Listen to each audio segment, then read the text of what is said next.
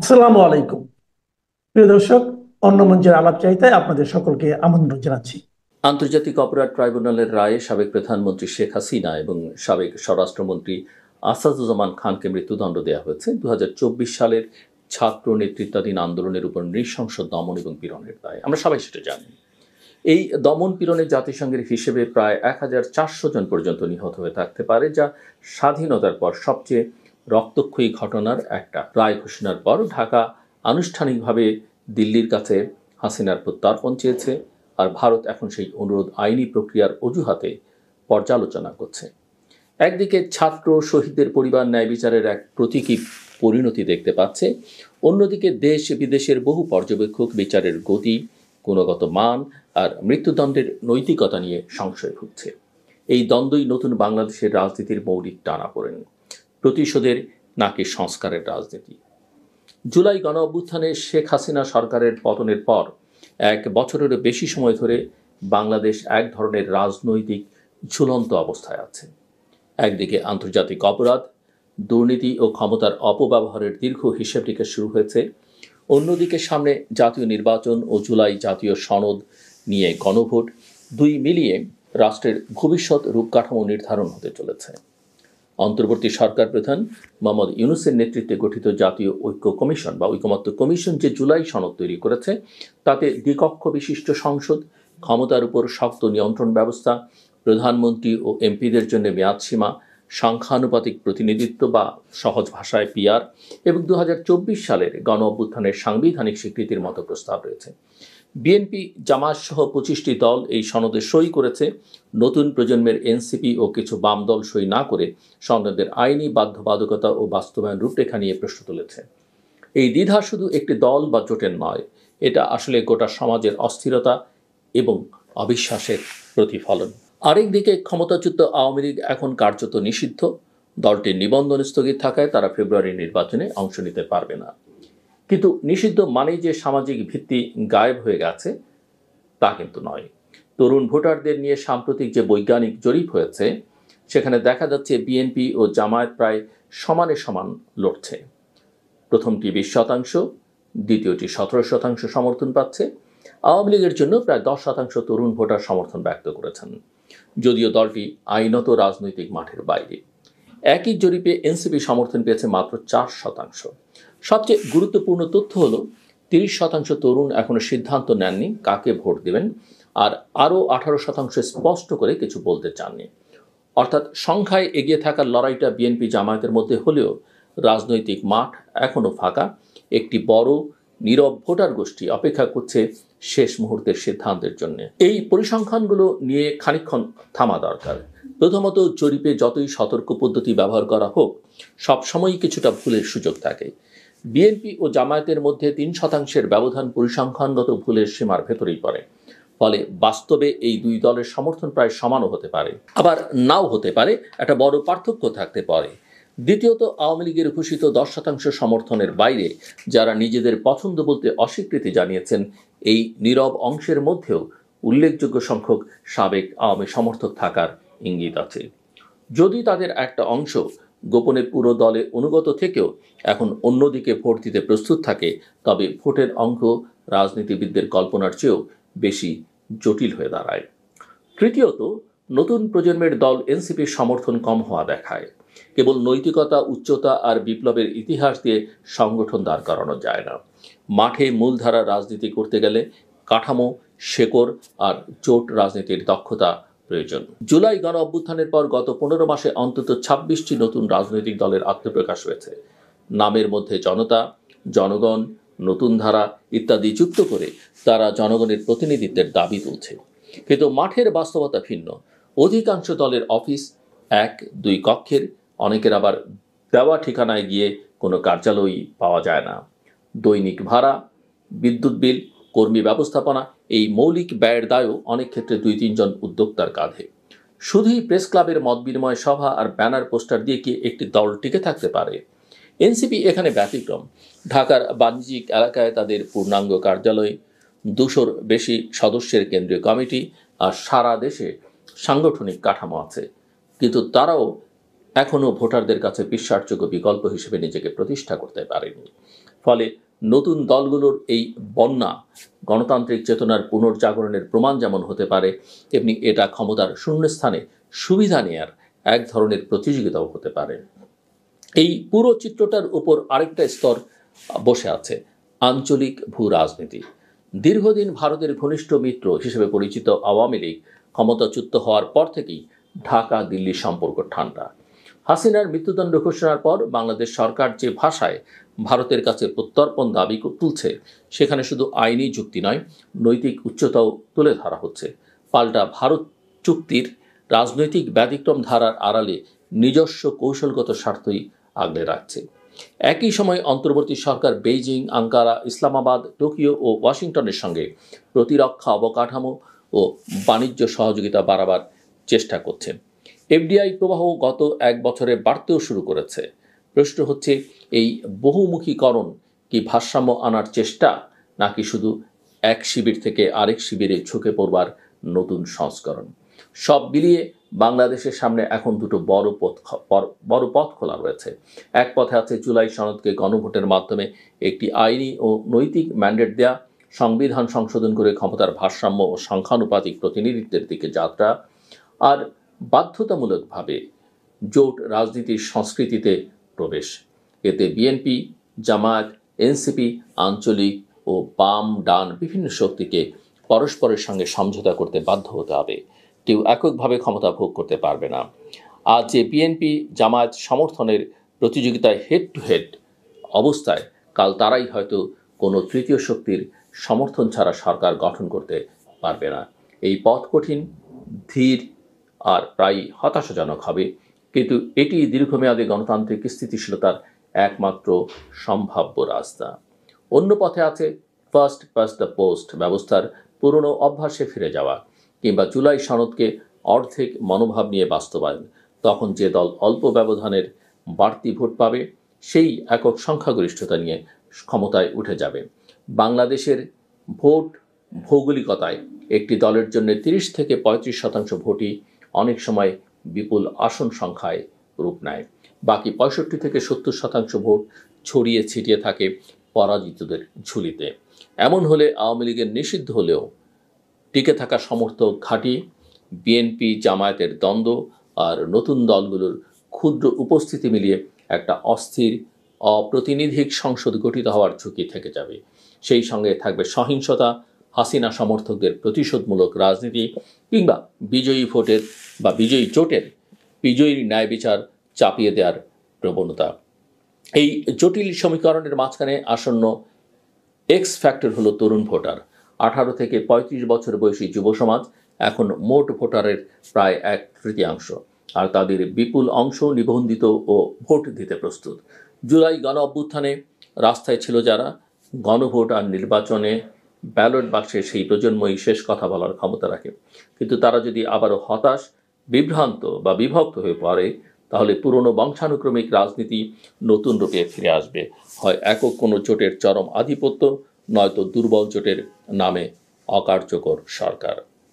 নতুন বাংলাদেশ তাই কেবল হাসিনার ফাঁসির রায় দিয়ে সংজ্ঞায়িত হবে না, হবে জুলাই সনদের ভবিষ্যৎ, গণভোটের ফল আর তরুণদের বোধ দিয়ে। আইনি বিচারের নামে প্রতিহিংসার সংস্কৃতি টিকে থাকলে আজ একজন প্রাক্তন প্রধানমন্ত্রীর ফাঁসি, কাল অন্য কারো। কিন্তু যদি এই মুহূর্তটিকে ব্যবহার করা যায় ন্যূনতম কিছু প্রাতিষ্ঠানিক সংস্কার, ক্ষমতার ভাগাভাগি আর ন্যায় বিচারের স্বচ্ছ মানদণ্ড দাঁড় করাবার জন্যে, তাহলে বাংলাদেশের রাজনীতি সত্যি এক দ্বিতীয় প্রজাতন্ত্রের দিকে হাঁটা শুরু করতে পারে। প্রশ্নটা তাই খুব সরল অথচ গভীর। আমরা কি জুলাই গণ অভ্যুত্থানকে কেবল এক ব্যক্তির পতনের গল্প হিসেবে স্মরণ করব, নাকি এক প্রজন্মের রক্ত দেওয়ার সুযোগ হিসেবে, যেখানে দলীয় পতাকা নয়, নাগরিক অধিকারের ভাষাই হবে নতুন সংবিধানের মেরুদণ্ড? সিদ্ধান্ত নেওয়ার সময় খুব বেশি নেই, কিন্তু সিদ্ধান্তটা নেওয়ার দায় আজকের তরুণদের কাঁধেই সবচেয়ে বেশি। অবশেষে কানে জল ঢুকেছে ট্রাম্পের। কেউ কেউ ভাবতেই পারেন, ট্রাম্পের কানে আবার জল ঢুকলো কবে, কি করে? আসলে এটা একটা বাগধারা। এমন বাগধারা ক্রমশ অপ্রচলিত হয়ে যাচ্ছে বাংলা ভাষায়। এসবের অর্থ আমরা ঠিকমতো ধরতে পারি না, তাই এটা বলতে কি বুঝিয়েছি সেটা ছোট্ট করে বলি, কানে জল ঢোকা কথাটি সাধারণত বিপদে পড়ে শিক্ষা হওয়া বা ঠেকে শেখা এই প্রসঙ্গে রূপক অর্থে ব্যবহৃত হয়।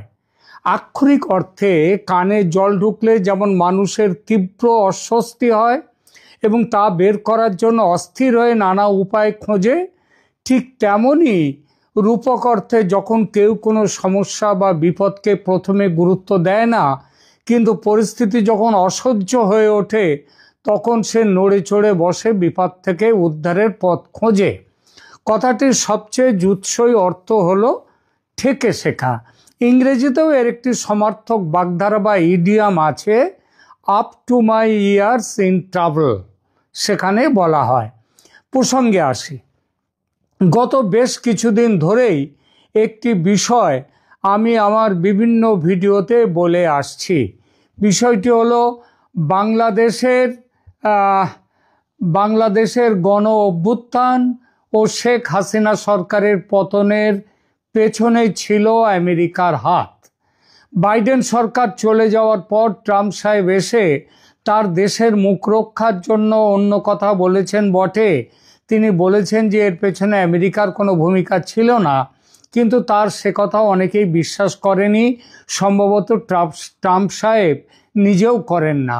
গত কিছুদিন ধরে আমি বলে আসছি বাংলাদেশ নিয়ে আমেরিকার ভাবনার পরিবর্তন হওয়ার কথা, ইউনূসের বিদায়ের দিন ঘনিয়ে আসার কথা, জামায়াতে ইসলামী দলকে তোল্লাই দিয়ে বাংলাদেশকে ইসলামী জঙ্গিবাদের দিকে ঠেলে দেওয়ার, বাইডেন রাজনীতির থেকে সরে আসার কথা, আওয়ামী লীগ দলের ওপর থেকে নিষেধাজ্ঞা তুলে নেওয়ার কথা, দেশে সত্যিকারের গণতন্ত্র প্রতিষ্ঠার জন্যে ভারত ও আমেরিকার যৌথ প্রচেষ্টার কথা। আমি এটাও বলেছি বেয়ারা ইউনূস এবং তার জঙ্গি বাহিনী কথায় সিধে না হলে ভারত কড়া ব্যবস্থা নেবে এবং সেই ব্যবস্থায় আমেরিকাও থাকবে ভারতের পাশে। অর্থাৎ আমেরিকা এখন ভারতের সব কথাতেই হ্যাঁতে হ্যাঁ বলবে, অন্তত বাংলাদেশের ব্যাপারে তো বটেই। আমার কথা অনেকেই বিশ্বাস করেননি। আমি কিন্তু আমেরিকার দিক থেকে ওঠা এই নতুন হাওয়ার সংকেত পাচ্ছিলাম বিভিন্নভাবে, এবং আমার সংকেত গ্রহণে যে ভুল ছিল না তা বোঝাতে বিখ্যাত মার্কিন থিঙ্ক ট্যাঙ্ক আমেরিকান এন্টারপ্রাইজ ইনস্টিটিউটের সিনিয়র ফেলো মাইকেল রুবিনের বাংলাদেশ বিষয়ে লেখা একাধিক প্রবন্ধের সঙ্গে আমি তো পরিচিত ছিলাম, এখন আপনাদের আবার আরও বড় করে পরিচয় করিয়ে দেব তার সঙ্গে। এই প্রসঙ্গে একটি ছোট্ট তথ্য বলে নিই। মাইকেল রুবিন এই সব প্রবন্ধগুলো যিনি লিখেছেন, তিনি যে শুধু এই থিঙ্ক ট্যাঙ্কের ওই আমেরিকান এন্টারপ্রাইজ, যেটা আমেরিকান এন্টারপ্রাইজ ইনস্টিটিউটের যে তিনি সিনিয়র ফেলোই শুধু তা নয়, তিনি একজন পেন্টাগন অর্থাৎ আমেরিকার যুদ্ধের যে কি বলবো হেডকোয়ার্টার, সেই পেন্টাগনের তিনি একজন সাবেক বড় কর্মকর্তা।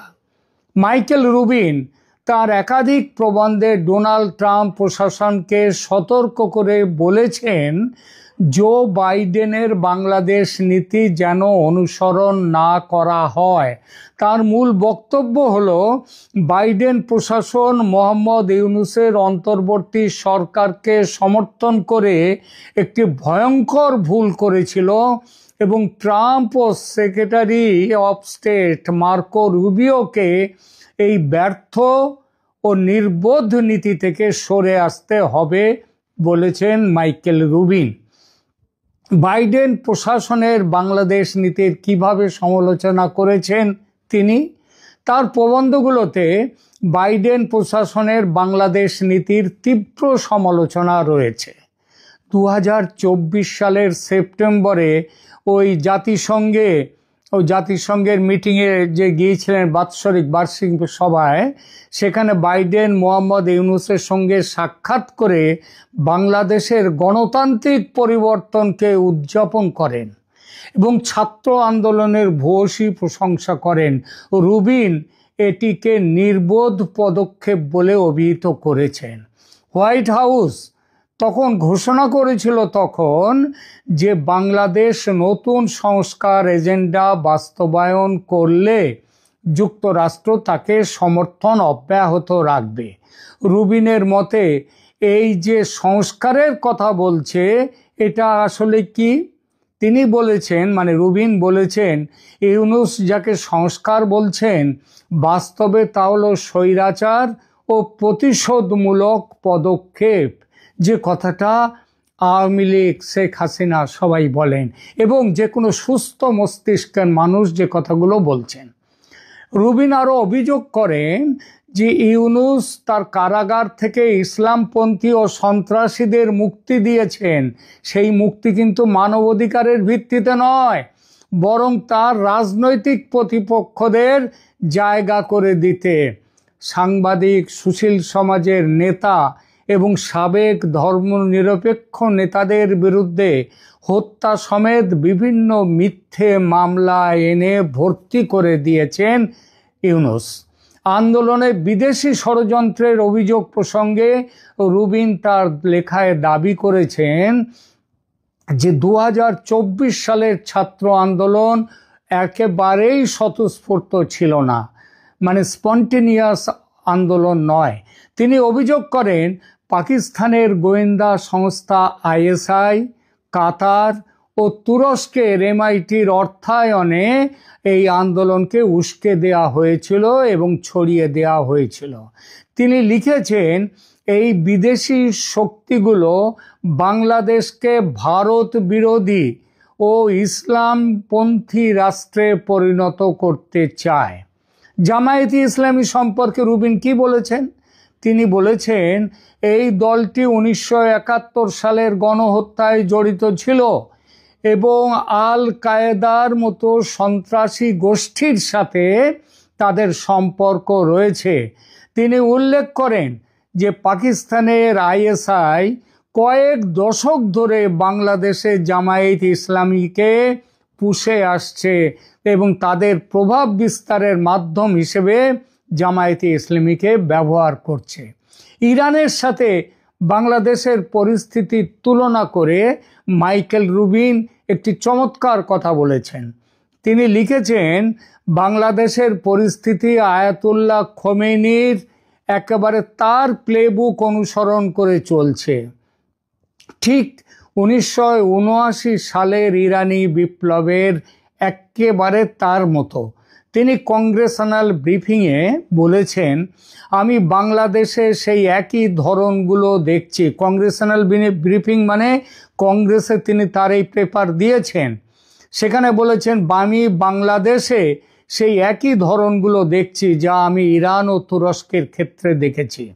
তার বিশ্লেষণে আয়াতুল্লাহ খোমেনি যেমন পশ্চিমের সাংবাদিকদের বলেছিলেন যে তিনি শাহের রাজত্বের অবসান ঘটিয়ে ইরানে গণতন্ত্র আনতে চান এবং ক্ষমতায় আসার পরই গণতন্ত্রকে বিসর্জন দিয়ে স্বৈরতন্ত্র প্রতিষ্ঠা করেন, মোহাম্মদ ইউনূসও সেই একই কৌশল নিয়েছেন। শুধু তাই নয়, ক্ষমতায় পুরোপুরি না এসেই ইরানের ধাঁচে IRA বা ইসলামিক রেভলিউশনারি আর্মি তৈরি করা শুরু করেছে। মোহাম্মদ ইউনূস সম্পর্কে রুবিন কি বলেছেন? বলেছেন ইউনূস হয় একজন ইডিয়েট, শুধু ইডিয়েট নয়, ইউজফুল ইডিয়েট, মানে দরকারে লাগা নির্বোধ। যে নির্বোধকে দরকারে লাগা যায় তার জন্যই তাকে নিয়ে আসা হয়েছে। তিনি অজ্ঞাতসারে ইসলামী জঙ্গিবাদের হাতের পুতুল হয়েছেন না বুঝে, ইরানে যেমনটি হয়েছিলেন আবুল হাসান বানি সাদার, অথবা তিনি জ্ঞাতসারে জামায়াতে ইসলামীর ইসলামীকরণ প্রকল্পে নিজেকে যুক্ত করেছেন। রুবিন সতর্ক করেছেন যে কাটার প্রশাসন যেমন, মানে জিমি কাটারের প্রশাসন আমেরিকার, তারা যেমন খোমেনিকে ভুল বুঝেছিল এবং ইরানকে ইসলামী প্রজাতন্ত্রে পরিণত হতে দিয়েছিল, ট্রাম্প রুবিও জুটি যদি বাইডেনের সেই পথ অনুসরণ করে তাহলে বাংলাদেশেরও এই একই পরিণতি হবে ইরানের মতো। রুবিন বিশেষ করে বাংলাদেশে হিন্দু ও অন্যান্য সংখ্যালঘু সম্প্রদায়ের উপর হামলার বিষয়টি তুলে ধরেছেন। জাতিসংঘের মানবাধিকার প্রতিবেদন অনুযায়ী শেখ হাসিনার পতনের পর হিন্দু সম্প্রদায়ের উপর ব্যাপক সহিংসতা হয়েছে। হিন্দুদের বাড়িঘর, ব্যবসা প্রতিষ্ঠান, মন্দিরে হামলায় হিন্দু নারী তাদের গণধর্ষণ চালানো হয়েছে, কোনো বিচার নেই। বাংলাদেশ হিন্দু বৌদ্ধ খ্রিস্টান ঐক্য পরিষদের তথ্য মতে 4 থেকে 20 আগস্ট 2024 এই 17 দিনে মোট 2010টি হামলার ঘটনা ঘটেছে 17 দিনে। রুবিন অভিযোগ করেন ইউনূস এই সহিংসতাকে অতিরঞ্জিত প্রচার বলে উড়িয়ে দিচ্ছেন, বলছেন তাদের নাকি রাজনৈতিক কারণে তাদের উপরে আক্রমণ হচ্ছে, কিন্তু জাতিসংঘের প্রতিবেদন তার দাবি মিথ্যা প্রমাণ করেছে। রুবিনের আরেকটি গুরুত্বপূর্ণ অভিযোগ হলো সংবাদপত্রের স্বাধীনতার উপর আক্রমণ। তিনি উল্লেখ করেন যে ইউনূস সরকার 1000-এরও বেশি সাংবাদিককে চাকরিচ্যুত করেছে। একটি প্রতিবেদন অনুযায়ী 2024 সালের আগস্ট থেকে 2025 সালের মার্চ পর্যন্ত এই কমাসে 640 জন সাংবাদিক বিভিন্নভাবে হেনস্থার শিকার হয়েছেন। 182 জনের বিরুদ্ধে মামলা দায়ের, 206 জনের ওপরে সহিংসতা, এমনকি খুন পর্যন্ত হয়েছেন বিভুরঞ্জনের মতো সাংবাদিকরা। 167 জনের অ্যাক্রিডিটেশন বাতিল করা হয়েছে। সাংবাদিক ফারজানা রূপা, শাকিল আহমেদ এবং জুলফিকার আলী মানিকের মতো ব্যক্তিরা তাদেরকে মিথ্যা অভিযোগে কারাবন্দী করা হয়েছে বলে রুবিন নিজে লিখেছেন। এই পরিস্থিতিতে বাংলাদেশকে বাঁচাতে, ইসলামী জঙ্গিবাদ রুখতে ও উপমহাদেশে স্থিতিশীলতা নিয়ে আসতে ট্রাম্প প্রশাসনের জন্য কয়েকটি সুপারিশ করেছেন মাইকেল রুবিন। এই সুপারিশগুলোর পথেই কিন্তু আমেরিকা চলছে এখন, সে কথা পরে আসছে একটু। প্রথমত তার যে সুপারিশ সেটা হচ্ছে বাংলাদেশের ঘটনাবলীকে স্লো মোশন কু বা ধীর গতির অভ্যুত্থান ঘোষণা করতে হবে। রুবিনের মতে ইউনূসের ক্ষমতায় আসা গণতান্ত্রিক কোনো পরিবর্তন নয়, বরং পাকিস্তান ও ইসলামপন্থী শক্তির সঙ্গে তুরস্কের সাহায্য তাদের পরিকল্পিত অভ্যুত্থান। দ্বিতীয়ত, মোহাম্মদ ইউনূসের উপর ব্যক্তিগত নিষেধাজ্ঞা আরোপ করতে হবে। রুবিন গ্লোবাল ম্যাগনিটস্কি অ্যাক্টের অধীনে ইউনূসের বিরুদ্ধে নিষেধাজ্ঞার আহ্বান জানিয়েছেন, কারণ তিনি সাংবাদিকদের কারাবন্দী করেছেন এবং বিপুলভাবে মানবাধিকার লঙ্ঘন করেছেন। তৃতীয়ত, বাংলাদেশকে ধর্মীয় স্বাধীনতা নজরদারির কালো তালিকায় অন্তর্ভুক্ত করতে বলেছেন মাইকেল রুবিন। সংখ্যালঘুদের উপর চলমান হামলা এবং সরকারের নিষ্ক্রিয়তার কারণে এই পদক্ষেপ জরুরি বলেছেন তিনি। চতুর্থত, জামায়াতে ইসলামীকে সন্ত্রাসী সংগঠন হিসেবে চিহ্নিত করতে হবে। রুবিন জোর দিয়ে বলেন জামায়াতে ইসলামী মুসলিম ব্রাদারহুডের মতোই এবং হামাস ও আল কায়দার মতো সন্ত্রাসী গোষ্ঠীর সাথে মতাদর্শগত সম্পর্ক রেখেছে। তিনি স্মরণ করিয়ে দেন যে জামায়াতে ইসলামী হলো হিটলারের নাৎসিদের বাইরে একমাত্র সংগঠন যাদের বিরুদ্ধে গণহত্যায় জড়িত থাকার জন্য বিচার প্রক্রিয়া হয়েছে। জামায়াতের এই রেকর্ড উপেক্ষা করা যায় না। পঞ্চমত, শেখ হাসিনাকে বৈধ নেত্রী হিসেবে স্বীকৃতি দেয়া, এইটা হচ্ছে খুবই বড় একটা সুপারিশ তিনি করেছেন। রুবিন বলেছেন যতদিন না সুষ্ঠু ও অবাধ নির্বাচন হচ্ছে এবং আওয়ামী লীগ সমান ও আইনি মর্যাদা নিয়ে প্রতিদ্বন্দ্বিতা করতে পারবে না ততদিন হাসিনাকে বৈধ নেত্রী হিসেবে গণ্য করা উচিত। এর অর্থ এখনই শেখ হাসিনাকে বৈধ প্রধানমন্ত্রী হিসেবে দেশে ফিরিয়ে আনার পক্ষে মত দিয়েছেন মাইকেল রুবিন, এবং নির্বাচন হবে আগামী, সেটা হাসিনা সরকারের তত্ত্বাবধানে। গত কয়েক মাস ধরে সেক্রেটারি অফ স্টেট মার্কো রুবিওর বাংলাদেশ বিষয়ে পদক্ষেপের তীব্র সমালোচনা করেছেন রুবিন। তিনি হতাশা প্রকাশ করে বলেন যে ট্রাম্প প্রশাসনও বাইডেনের পথ অনুসরণ করছে। 2025 সালের জুন মাসে secretary of state Marco Rubio ইউনুসের সাথে ফোনে কথা বলে তার সংস্কারমূলক এজেন্ডার খুব প্রশংসা করেন। রুবিন এটিকে মারাত্মক ভুল বলে সমালোচনা করেন, এমনকি বলেন এটা নির্বোধের মতো কাজ। তিনি লেখেন, ট্রাম্পের দ্বিতীয় মেয়াদে পাকিস্তানের দিকে ঝোঁক এবং ভারত থেকে দূরত্ব পাকিস্তান ও ইউনুসকে উৎসাহিত করেছে বাংলাদেশকে দ্বিতীয় পাকিস্তান, সন্ত্রাস সমর্থক ও অসহিষ্ণু একটি রাষ্ট্রে পরিণত করতে। তার লেখায় দীর্ঘমেয়াদী পরিণতির জন্য সতর্কবার্তাও দিয়েছেন রুবিন। সবচেয়ে তীব্র সতর্কবার্তা হলো দক্ষিণ এশিয়ার নিরাপত্তা নিয়ে। তিনি প্রশ্ন তুলেছেন, বাংলাদেশ কি পরবর্তী আফগানিস্তান? তার মতে ইসলামপন্থী শক্তিগুলো ক্ষমতার শূন্যতা পূরণ করছে এবং এটি সমগ্র অঞ্চলে অস্থিতিশীলতা সৃষ্টি করছে। তিনি বলেন, জিমি কার্টার যেমন খোমেনির আসল উদ্দেশ্য বুঝতে ব্যর্থ হয়েছিলেন এবং তার পরিণতি আজও বিশ্ব ভোগ করছে, ট্রাম্প রুবিও জুটির বাংলাদেশ ও ইউনুসের প্রতি অন্ধদৃষ্টি যদি বাইডেনের মতো থাকে তাহলে আঞ্চলিক নিরাপত্তার জন্যে ততটাই ভয়ঙ্কর হবে। রুবিনের শেষ কথায় স্পষ্ট, বাংলাদেশে যা ঘটছে তা কেবল বাংলাদেশের সমস্যা নয়, এটি গণতন্ত্র, ধর্মীয় স্বাধীনতা এবং দক্ষিণ এশিয়ার দশকব্যাপী স্থিতিশীলতার প্রশ্ন। প্রতিবেদন শেষ করার আগে কেউ প্রশ্ন করতেই পারেন, মাইকেল রুবিনের এই প্রবন্ধগুলো কবে ও কোথায় প্রকাশিত হয়েছে? তাদের জ্ঞাতার্থে বলি, এবং আরও একটা প্রশ্ন আসতে পারে যে ট্রাম্প প্রশাসনের নজরে এইসব লেখা আসার পরেই কি আমেরিকা বাংলাদেশ নিয়ে নতুনভাবে ভাবনা চিন্তা করছে? এর উত্তরে বলি, মাইকেল রুবিনের বাংলাদেশ বিষয়ের প্রবন্ধগুলো বিভিন্ন সময়ে এবং একাধিক প্রভাবশালী প্ল্যাটফর্মে প্রকাশিত হয়েছে। রুবিনের প্রথম প্রবন্ধ প্রকাশিত হয় 13 ফেব্রুয়ারি 2025 সালে 1945.com-এ। শিরোনাম ছিল is Bangladesh the next failed state. এরপর 27 মার্চ 2025 সালে ওই 1945.com-এ প্রকাশিত হয় দ্বিতীয় প্রবন্ধ উইল দেয়ার বি এ কু ইন বাংলাদেশ। এরপর 2025 সালের এপ্রিল মাসে রুবিন আরেকটি অত্যন্ত গুরুত্বপূর্ণ এবং ধারালো প্রবন্ধ লেখেন।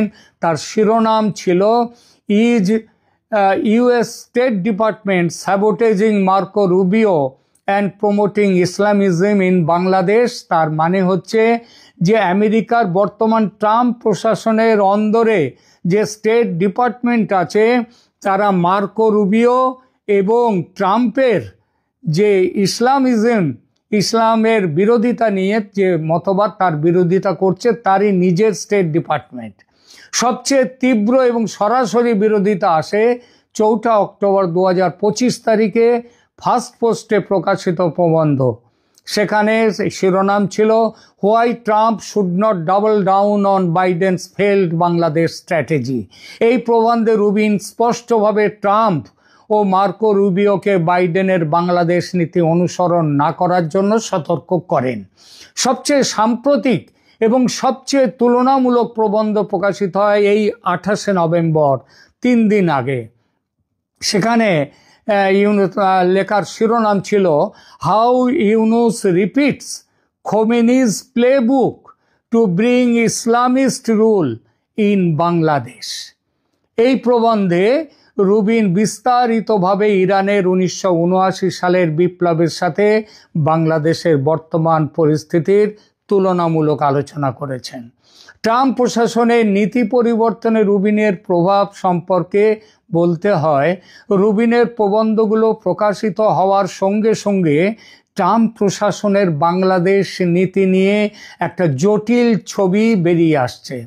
বাংলাদেশ বিষয়ে ভারতের মতের সঙ্গে যুক্তরাষ্ট্র প্রশাসনের যে ঐকমত্য ক্রমশ স্পষ্টতর হচ্ছে, তার পেছনে মাইকেল রুবিওর ভূমিকা আলোচিত হচ্ছে অন্য কোথাও নয়, খোদ হোয়াইট হাউসের ভেতরে।